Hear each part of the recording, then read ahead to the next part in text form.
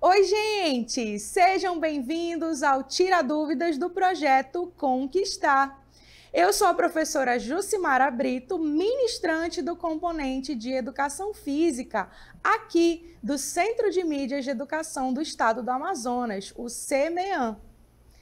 Estou aqui para auxiliá-los nesse processo de preparação para os vestibulares. É isso mesmo, Educação Física faz parte aí desses exames. Vamos ver o título da nossa aula? Aula 6 de Educação Física com o seguinte título: Saúde é o que interessa, o resto não tem pressa. E o nosso objeto de conhecimento, doenças hipocinéticas e o exercício físico. Vamos à nossa dúvida? Você sabe o que são doenças hipocinéticas? Vou deixar um tempinho aí para vocês já irem pensando. Peguem aí primeiro a palavra hipocinética e tentem aí descobrir o que significa. Tenho certeza que vocês vão conseguir. Agora é com vocês.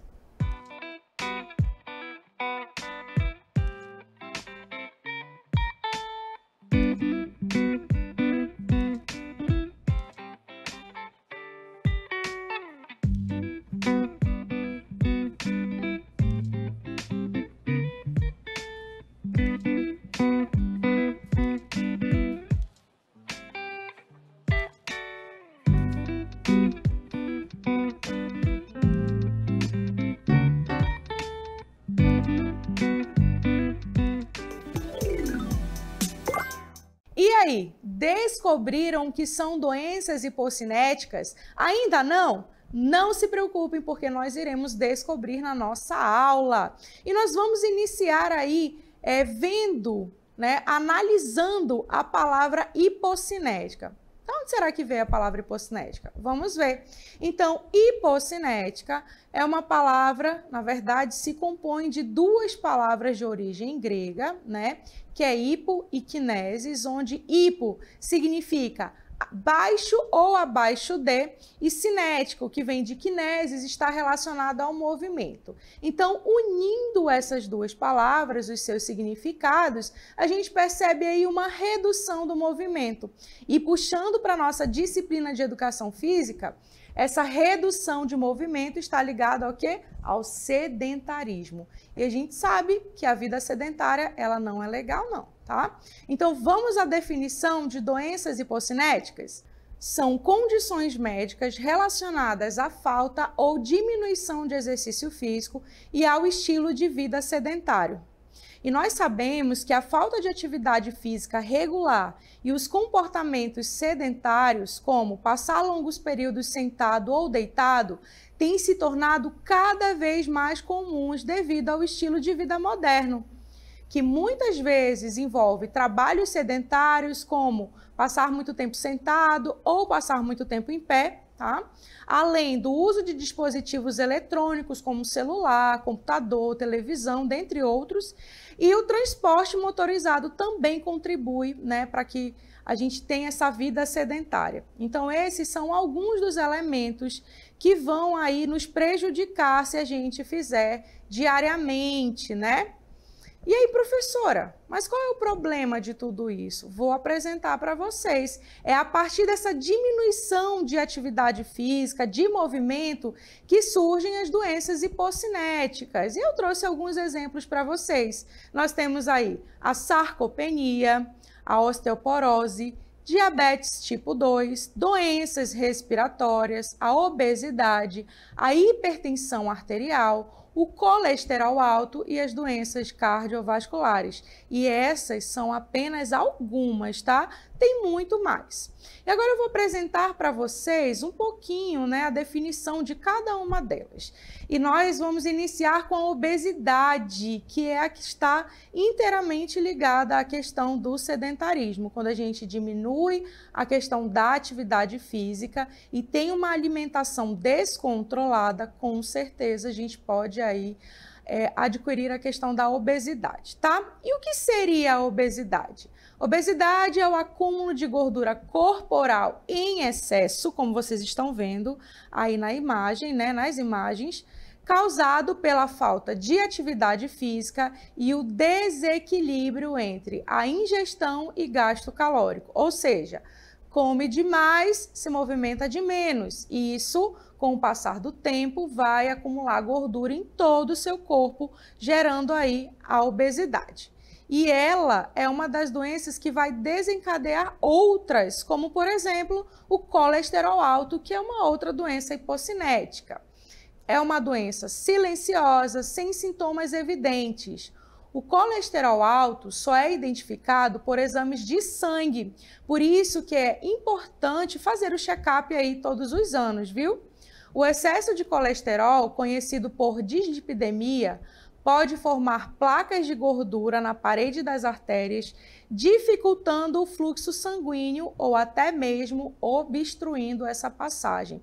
E a gente sabe que tudo isso é prejudicial porque aumenta o risco de infarto e outras doenças cardiovasculares.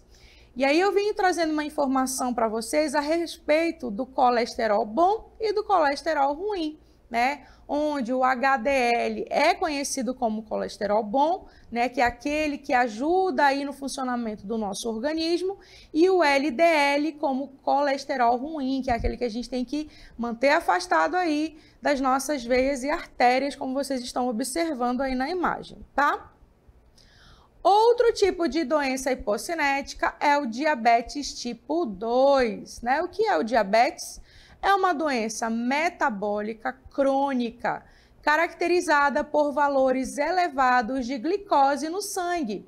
E aí a gente conhece pelo nome de hiperglicemia, ou seja, uma quantidade enorme de glicose, de açúcar no nosso sangue. Com o diabetes tipo 2, o corpo não produz insulina ou cria uma resistência à insulina, certo? Prosseguindo, nós temos aí as doenças cardiovasculares, né, que são males que afetam a anatomia e ou o funcionamento do coração, veias e artérias. E eu trouxe aí um exemplo, na verdade, alguns exemplos de doenças cardiovasculares, como a hipertensão arterial, o acidente vascular cerebral, chamado de AVC, e o cardíaco, certo? Prosseguindo, nós temos aí a osteoporose, que é uma doença caracterizada pela perda de massa óssea, onde os ossos se tornam enfraquecidos e sujeitos a fraturas. Anteriormente, né, muitas pessoas associavam a osteoporose apenas aos idosos, e hoje a gente já sabe que não é somente aos idosos, a gente pode ir com o tempo perdendo essa massa óssea e isso é prejudicial para a nossa saúde. Por isso que nós temos que cuidar dos nossos ossos também, como professora, através da alimentação e do exercício físico também. Próxima doença hipocinética que eu quero apresentar para vocês é a sarcopenia. Já ouviram falar? Observem aí a definição. Consiste na perda de massa muscular, ou seja, na massa magra, que são o quê? Os nossos músculos. E também a força, que ocorre tanto pelo envelhecimento natural quanto pela falta de atividade física. Com o passar do nosso desenvolvimento, nós vamos aí perdendo essa massa magra, como vocês viram, que pode ser nesse processo de envelhecimento mesmo, né? Ou pela falta de atividade. Então, aqui já dá para a gente perceber que os exercícios de força são importantes para que a gente mantenha aí a nossa saúde muscular, né? Que a gente mantenha a nossa massa magra em grande quantidade. Agora que eu já apresentei para vocês algumas das patologias decorrentes da vida sedentária, ou seja, do sedentarismo, eu também quero apresentar para vocês a forma de a gente prevenir e tratar essas patologias. Eu trouxe para vocês alguns pontos. Primeiro, nós temos que ter um estilo de vida ativo. Como professora, como é que a gente pode fazer isso? Através da prática regular de atividade física, também da alimentação saudável e equilibrada e o descanso adequado. Então, eu venho mostrando para vocês aí o pilar de uma vida saudável, né? Os 3 pilares, que é a prática de atividade física, uma alimentação saudável e equilibrada e o descanso adequado. Não esqueçam, descansar é super importante, assim também como fazer atividade física, fazer um exercício físico, certo? E para ajudar vocês nessa questão da atividade física, eu trouxe aí as recomendações da Organização Mundial da Saúde, a OMS, para essa prática, de acordo com a faixa etária, certo? Então, nós vamos iniciar pelas crianças e adolescentes de 5 a 17 anos. A indicação da OMS é que essas crianças e adolescentes pratiquem pelo menos 60 minutos diários de atividade física, de intensidade moderada a vigorosa. Também devem incluir atividades aeróbicas como correr, pular corda, nadar e atividades que fortaleçam os músculos e ossos, como jogos de equipe, dança, escalada ou academia, certo? Prosseguindo, a gente chega ali nos adultos, né? Que tem a faixa etária entre 18 a 64 anos. O que a OMS recomenda? Realizar pelo menos 150 minutos por semana de atividade física aeróbica de intensidade moderada ou pelo menos 75 minutos por semana de atividade física aeróbica de intensidade vigorosa ou uma combinação equivalente de atividade moderada e vigorosa. Isso vai depender muito do tempo, né, que a pessoa tem para dedicar ao exercício físico. Além disso, deve realizar atividades que fortaleçam os principais grupos musculares pelo menos 2 vezes por semana. Chegando lá nos idosos de 65 anos ou mais, a recomendação é que eles realizem as mesmas atividades, né, indicadas para os adultos, sempre respeitando as capacidades individuais. Além disso, devem incluir atividades que melhorem o equilíbrio para prevenir quedas, como exercícios de equilíbrio, tai chi, dança, mobilidade, dentre outros, certo? E se ainda assim está complicado de você entender, né, como organizar essas atividades, eu trouxe para vocês aqui uma representação gráfica chamada de pirâmide de exercícios, tá? Então, essa representação gráfica, ela foi criada aí pelos estudiosos justamente para facilitar o nosso entendimento de como organizar essas atividades na nossa semana, no nosso dia a dia, tá? Então, nós vamos começando ali pela base da pirâmide. Na base da pirâmide, nós temos aquelas atividades diárias, né, que a gente faz todo dia, como as atividades domésticas, ir à escola, ao supermercado, ir ao trabalho, então isso tem que ser feito todos os dias. Além disso, né, vamos subindo aí para o nosso segundo degrau. Nesse degrau, nós vamos encontrar ali as atividades aeróbicas, né, que está ali entre a intensidade moderada a vigorosa, como dançar, correr, pular, caminhar, tá? O que vale é se exercitar. Subindo para o nosso terceiro degrau, nós temos aí 2 atividades que são muito importantes, que são as atividades de força, que está ligado ali à musculação, e de flexibilidade, o alongamento, exercícios de mobilidade, né, ginásticas de conscientização corporal. Todos esses são muito importantes. Por quê? Com o passar do nosso desenvolvimento, nós vamos perdendo aí a flexibilidade e a força, que são 2 capacidades físicas super importantes, né, ali para o nosso dia a dia, certo? Então, nesse terceiro degrau, não esqueçam, musculação e atividades de flexibilidade são muito importantes. E no topo da pirâmide, nós temos aquelas atividades que nós devemos ter uma frequência mínima, que é passar muito tempo deitado ou muito tempo sentado na frente dos dispositivos, tá? Então, dessa forma aqui, fica mais fácil de a gente organizar e entender como nós devemos fazer essas atividades. E eu pergunto a vocês, vocês sabem quais são os benefícios de se praticar um exercício físico? Tenho certeza que sim, mas eu quero apresentar para vocês alguns desses benefícios. Olhem aí. melhora da saúde cardiovascular, controle do peso corporal, isso é super importante, principalmente, né, quando a gente vai chegando aí na idade adulta, a gente sabe que a gente tem uma tendência maior de acumular gordura, então fazer exercício físico é garantia de que nós vamos conseguir controlar esse peso, tá? Outro benefício, fortalecimento muscular e ósseo, redução do risco de ansiedade e depressão. Muitos estudos, né, estão sendo feitos justamente sobre essa questão da ansiedade e depressão e é importante a gente praticar exercício. Aumento da energia e disposição. Outros benefícios, melhora da qualidade do sono, melhora do humor, ajuda a prevenir e tratar doenças, principalmente as hipocinéticas, melhora as capacidades físicas como flexibilidade, força, equilíbrio, dentre vários outros tipos de benefício. E eu tenho mais uma dica para vocês.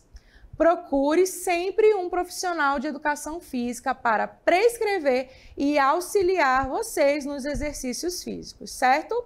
Muito bem, vamos ao nosso checklist?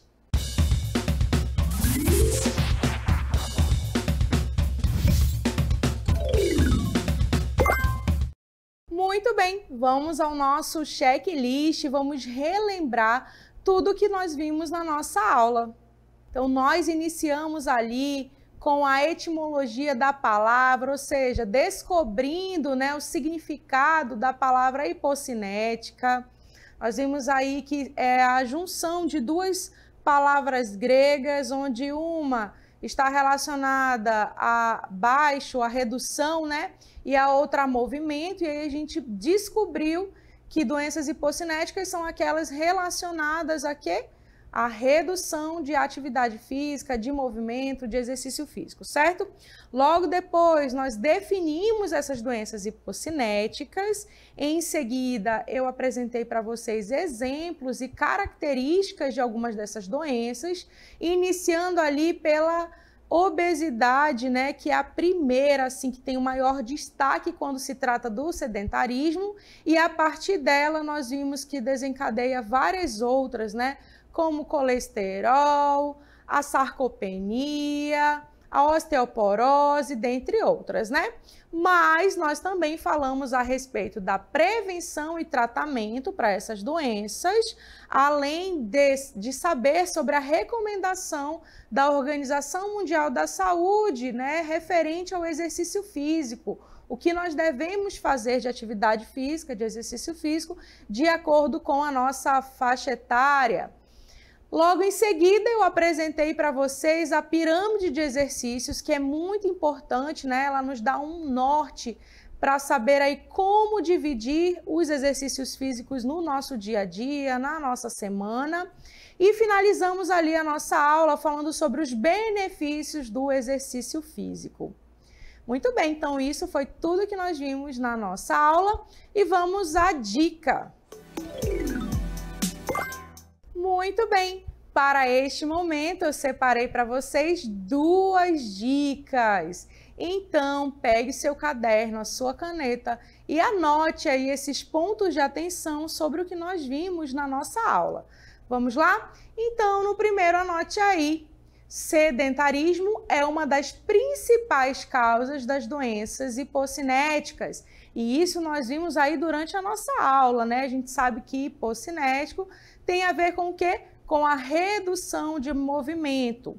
Trazendo para a disciplina de educação física, quando a gente fala sobre redução de movimento, nós estamos aí ligados à questão do sedentarismo. Logo, o sedentarismo, né, ele vai causar essas doenças hipocinéticas e uma vai puxando a outra. E a que eu trouxe como destaque para vocês é a questão da obesidade, né? A obesidade ali é o marco central da falta de exercício físico, certo? No nosso, anote aí 2, nós temos o seguinte ponto de atenção. O exercício físico é um grande aliado contra as doenças hipocinéticas. Então, mexa-se, pratique exercício físico. E vocês já sabem o porquê, né? O exercício físico, ele nos ajuda a manter o nosso corpo sempre saudável e ativo. Lembrando que o exercício físico, ele tem que estar aí afinado ao seu gosto. Como, por exemplo, no meu caso, eu gosto muito de dançar. Então, eu procuro fazer aquelas atividades, né, de dança, ginástica aeróbica, uma dança de salão. Isso fica mais fácil para a gente acostumar a fazer essa atividade física todos os dias. O importante é que vocês se mexam, seja através de corrida, de caminhada, de natação, de dança, de ginástica, de luta. O importante é se movimentar. Muito bem, vamos agora ao encerramento da nossa aula. E ficamos por aqui. Espero que vocês tenham gostado de aprender e conhecer um pouco mais a respeito das doenças hipocinéticas e da importância do exercício físico para a manutenção da nossa saúde, certo? E não esqueçam de nos seguir na rede social @centrodemídias_am e nos marcar com o hashtag Projeto Conquistar Seducam, tudo juntinho. E não esqueçam também que vocês podem assistir a essa aula quantas vezes quiserem. Até mais, pessoal!